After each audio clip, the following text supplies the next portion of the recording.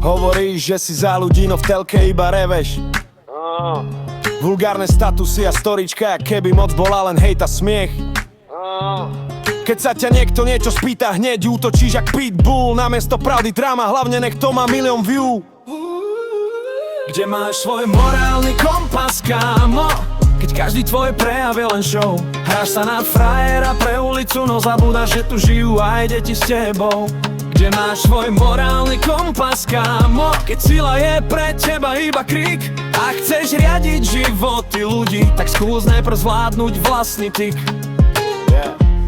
Nadávky miesto argumentov. Pravdu má ten, kto viac hučí. Keď nemáš odpoveď, tak čušíš.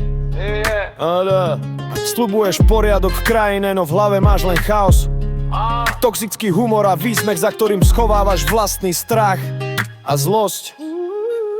Kde máš svoj morálny kompas, kámo? Keď každý tvoj prejav je len show. Hráš sa na frajera pre ulicu, no zabúdaš, že tu žijú aj deti s tebou. Kde máš svoj morálny kompas, kámo? Keď sila je pre teba iba krik. A chceš riadiť životy ľudí, tak skús najprv zvládnuť vlastný tik. Možno si myslíš, že je to jedno, hlavne nech stúpnú percentá. Ale raz sa ťa tvoje dieťa spýta, toto bol fakt tvoj sen, a pa. Vtedy už nestačí memečko ani video plné primitívnych scén. Zostane len ticho v obývačke a všetko, čo si rozbil, na padreň.